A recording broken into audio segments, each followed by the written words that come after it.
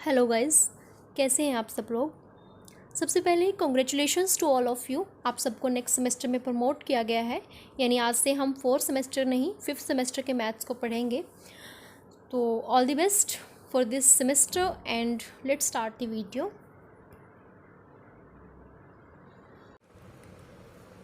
तो चलिए स्टार्ट करते हैं हमारे 5th सेमेस्टर के मैथ्स को।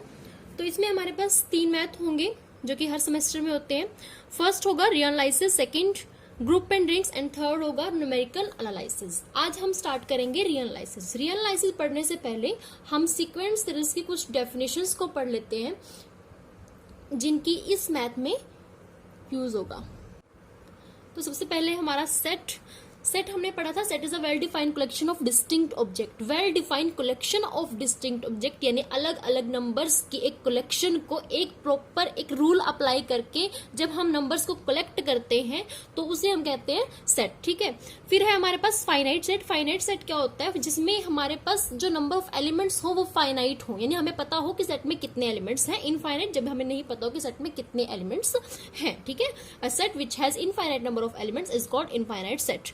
बाउंडेड सेट नाम से ही क्लियर होता है। बाउंडेड सेट क्या होता है? जिसका हमें लोअर बाउंड भी पता हो और अपर बाउंड भी पता हो। लोअर बाउंड यानी सेट का सबसे छोटा एलिमेंट और अपर बाउंड सेट का सबसे बड़ा एलिमेंट, यानी कि एक ऐसा एलिमेंट जिससे सारे के सारे बाकी सारे एलिमेंट क्या हो? बड़े हो, तो वो क्या होगा? सबसे छोटा। और एक ऐसा एलिमेंट जिससे कि सेट के सारे एलिमेंट क्या हो? छोटे, वो होगा हमारे पास अपर बाउंड। और अगर एक ऐसा एलिमेंट है हमारे पास जिससे सेट के सारे एलिमेंट बड़े हो तो वो हमारे पास होगा लोअर बाउंड। ठीक है, तो least upper bound. Least upper bound क्या होता है? लीस्ट मतलब सबसे छोटा, अपर मतलब अपर बड़े वाला, अपर बाउंड बंद हो, यानी अपर बाउंड में सबसे छोटा। अपर बाउंड में सबसे छोटा क्या होता है? Least upper bound. और लोअर बाउंड में सबसे बड़े को हम कहते हैं ग्रेटेस्ट लोअर बाउंड। इन सभी डेफिनेशंस की मैंने वीडियो बनाई हुई है, तो आप प्लीज उन वीडियोस को एक बार देख लीजिएगा। फिर हमने किया था neighbourhood of a point. Neighbourhood of a point क्या होता है? जब एक पॉइंट किसी एक ओपन इंटरवल में होता है और वो ओपन इंटरवल किसी सेट में बिलोंग करता हो, और ये जो सेट है वो सबसेट होता है किसका? रियल नंबर्स का। तो इस सेट को हम इसका क्या कहते हैं?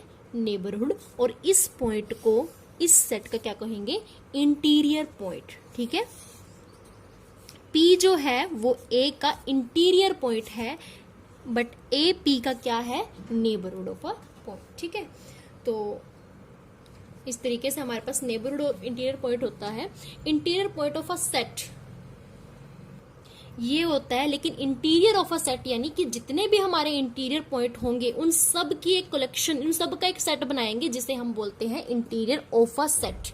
और ये क्या है? Interior point of a set. ठीक है, तो फिर हमने ओपन सेट और क्लोज सेट के बारे में पढ़ा था। ओपन सेट में हमने ये कहा था कि अगर एक सेट है, इस सेट को हम ओपन सेट तब कहेंगे अगर ये सेट अपने हर एक पॉइंट का क्या हो? नेबरहुड हो, तो हम इसे क्या कहेंगे कि ये क्या है? एक ओपन सेट। और क्लोज सेट में हम ये कहते हैं कि एक सेट को हम क्लोज तभी कहेंगे अगर उसके कॉम्प्लीमेंट को हम क्या प्रूव कर सके? ओपन। और किसी सेट को ओपन प्रूव करने के लिए हम क्या करते हैं? एक पॉइंट लेते हैं और उसमें हम नेबरहुड की डेफिनेशन को एग्जिस्ट कराते हैं। ठीक है, तो इस तरीके से हमने ये कुछ टर्म्स थी, कुछ डेफिनेशंस थी जो हमने पढ़ी थी। ठीक है, तो आज हम स्टार्ट करते हैं रियल एनालिसिस के first topic, that is partition. तो पार्टीशन, देखिए पार्टीशन नाम से क्लियर हो जाता है, यानी कि हमें किसी के क्या करना है? पार्ट्स में डिवाइड करना है। ठीक है, जैसे हम बुक्स है, कोई एक बुक है तो उसके हम पेजेस को कुछ पार्ट्स में डिवाइड कर देते हैं, तो उसे हम क्या कहते हैं कि हमने इस बुक का पार्टीशन कर दिया। ठीक है, तो इसी तरह से पार्टीशन क्या होता है मैथमेटिक्स लैंग्वेज में? सबसे पहले यहां पर होगा हमारे पास एक क्लोज्ड इंटरवल। अब क्लोज्ड इंटरवल क्यों है? क्लोज्ड इंटरवल इसलिए क्योंकि पार्टीशन हम कब करते हैं? जब हमें पता हो कि कोई चीज कहां से स्टार्ट हो रही है और कहां पे खत्म हो रही है। ठीक है, क्योंकि हमें इक्वल पार्ट में डिवाइड करना है। तो देखिए, मान लेते हैं हमारे पास एक बुक है। ठीक है, ये बुक है फ्रंट पेज ये है और लास्ट पेज ये है, ठीक है।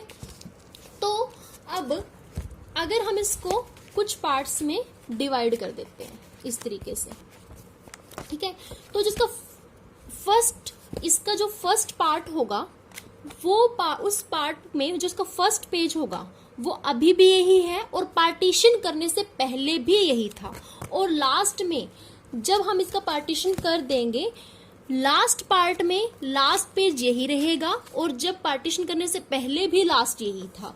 यानी इस चीज से हमारे पास एक चीज क्लियर होती है कि जब हम पार्टीशन करते हैं, पार्टीशन करने पर एक क्लोज्ड इंटरवल का पार्टीशन करेंगे तो जो फर्स्ट इंटरवल होगा उसका जो फर्स्ट एलिमेंट होगा वो वही होगा जो पार्टीशन करने से पहले इंटरवल का था, और लास्ट में जो इस इंटरवल का अपर बाउंड था वो लास्ट इंटरवल का अपर बाउंड होगा, यानी कि ये वाला एलिमेंट, ठीक है। अगर हम एक पार्टीशन हम लेते हैं ए बी और ये क्लोज्ड होगा और फाइनाइट होगा, फाइनाइट यानी कि हमें पता होगा कि इस सेट में कितने एलिमेंट्स हैं, तभी हम किसी भी एक सेट का क्या कर सकते हैं, एक इंटरवल का हम क्या कर सकते हैं, पार्टीशन, ठीक है। तो अब हमें इस इंटरवल का पार्टीशन, तो सबसे पहले पार्टीशन करने के लिए हमारे पास क्या होना चाहिए, एक क्लोज्ड इंटरवल, क्लोज्ड, ओपन नहीं, क्लोज्ड इंटरवल, वो भी कैसा, फाइनाइट क्लोज्ड इंटरवल। तो हम पार्टीशन करेंगे इस इंटरवल का जिसे हम नाम दे देते हैं आई, इसका पार्टीशन, ठीक है। अब हमने इसका पार्टीशन किया, इस सेट में कुछ एलिमेंट्स थे, तो सबसे पहला जो एलिमेंट है एक्स नोट, या फिर आप ए नोट लिख सकते हो, जो भी आपका मन करे, एक्स नोट x1, ये हमने फर्स्ट पार्टीशन बनाया, ठीक है। हम किसी भी तरीके से बना सकते हैं, एक्स नोट से x2 तक लें, फिर 2 to 4, 4 to 6 इस तरीके से, या फिर आप इस तरीके से लें, फिर x1 x2, ठीक है, इसी तरीके से x2 x3, और लास्ट में हम क्या लेते हैं, nth इंटरवल, जिसका हम नाम देते हैं xn, और यहां पर होगा n -1, 1 2 2 3 n -1, ठीक है। इसमें हम जो जनरल इंटरवल लेंगे वो nth नहीं लेंगे, वो हम rth लेंगे, ठीक है। इसमें जो यूज होता है हमारे पास, तो rth इंटरवल भी हमारे पास किस तरह से होगा, xr -1। तो इस रीमान इंटीग्रल में फर्स्ट चैप्टर का नाम है आपके पास रीमान इंटीग्रल, इस चैप्टर में हम rth इंटरवल का यूज करेंगे, ये है, ठीक है। अब x नोट क्या है, a, और लास्ट में जो लास्ट इंटरवल हमारे पास होता है nth इंटरवल, xn हमारे पास क्या होगा, b, ठीक है। और इसमें जो हमारा ऑर्डर रहेगा, ऑर्डर पहले ए पॉइंट है, फिर नेक्स्ट, फिर नेक्स्ट, फिर नेक्स्ट, इसी तरीके से हमारे पास जो एक्स नोट होगा वो लेस देन होगा x1 से, x1 less than x2, x2 less than x3, इसी तरीके से हमारे पास होगा xn, ठीक है।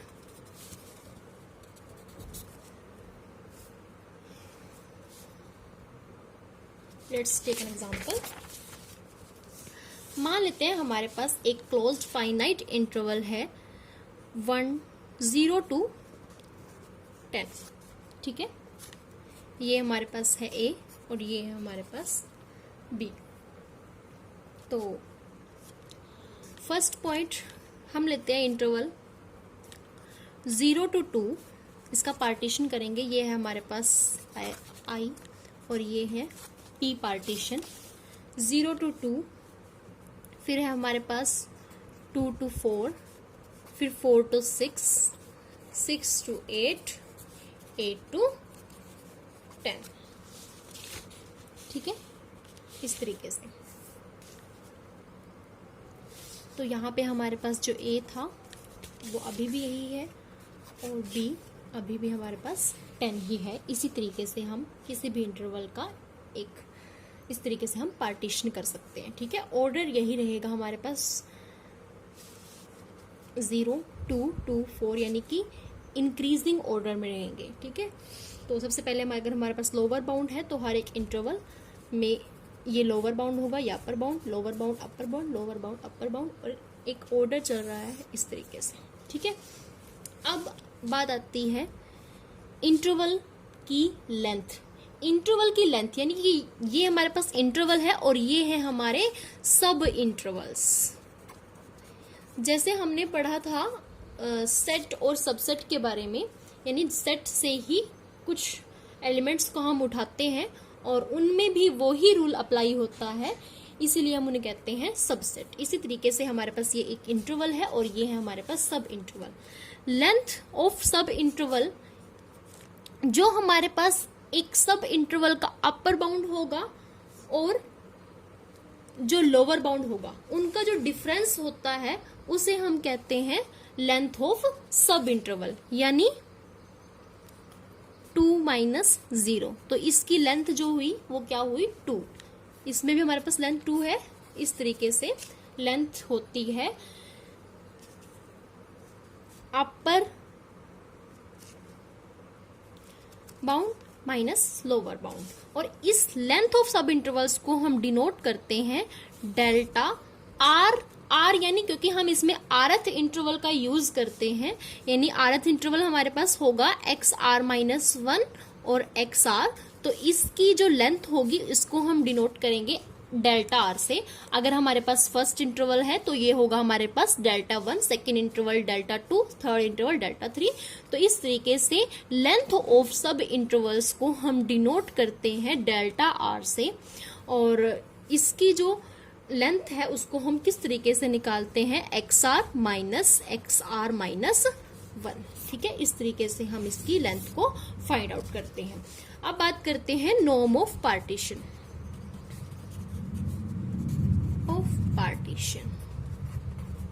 नॉर्म ऑफ अ पार्टीशन क्या होती है? जितने भी हमारे पास इंटरवल्स हैं, उन सब की हम इन सब इंटरवल की हम लेंथ फाइंड आउट करेंगे, और जो भी मैक्सिमम लेंथ होगी, maximum of the length of the sub intervals of a partition P is called norm of a partition or mesh of a partition। देखिए यहाँ पर हमने इस इंटरवल का पार्टीशन किया था तो हमने 2-2 का डिफरेंस रखा था। अगर कोई ऐसा इंटरवल होता है जिसमें हम डिफरेंस चेंज करते हैं तो ऐसा नहीं है कि सेम ही डिफरेंस रहेगा। जैसे हमने इस इंटरवल का पार्टीशन किया इस तरीके से, अगर हम इस इंटरवल के पार्टीशन को इस तरीके से लिखते हैं, जैसे 0 1 फिर 1 2, इस तरीके से अगर हम पार्टीशन लेते हैं तो हमारे पास जो डिफरेंस होगा सब इंटरवल्स का वो होगा 1। तो अगर हम इस तरीके से पार्टीशन का डिफरेंस करते हैं, पार्टीशन के सब इंटरवल्स का डिफरेंस करते हैं, तो उनमें जो मैक्सिमम लेंथ होगी उसे ही हम बोलेंगे नॉर्म ऑफ अ पार्टीशन। जैसे हमारे पास एक एग्जाम्पल हम ले लेते हैं, जैसे यही एग्जाम्पल ले लेते हैं, हमने 0 to 10 लिया था। एक पार्टीशन हमने किया इस तरीके से 0 2 4 6 8 10। ठीक है, फिर हम P2 ले लेते हैं 0 1 2 3 4 5 6 7 8 9 10। फिर P3 हम ले लेते हैं। देखिए यहाँ पर जो हमारे पास डिफरेंस है वो क्या है 2, यहाँ पर है 1। अगर हम P3 में हम 4 का डिफरेंस 4 का नहीं ले सकते हम, क्योंकि फिर लास्ट में प्रॉब्लम होगी। अगर हमारे पास कोई और इंटरवल होता है, कोई और हम डिफरेंस लेते हैं, तो इस तरीके से जो भी हम पार्टीशन लेते हैं उसके सब इंटरवल्स का डिफरेंस फाइंड आउट करते हैं, लेंथ फाइंड आउट करते हैं, और जो हमारे पास मैक्सिमम लेंथ होगी उसे ही हम बोलते हैं नॉर्म ऑफ अ पार्टीशन, यानी मैक्सिमम लेंथ। नेक्स्ट है हमारे पास रिफाइनमेंट ऑफ अ पार्टीशन। देखिए रिफाइनमेंट होता है किसी चीज को रिफाइन करना, यानी जैसे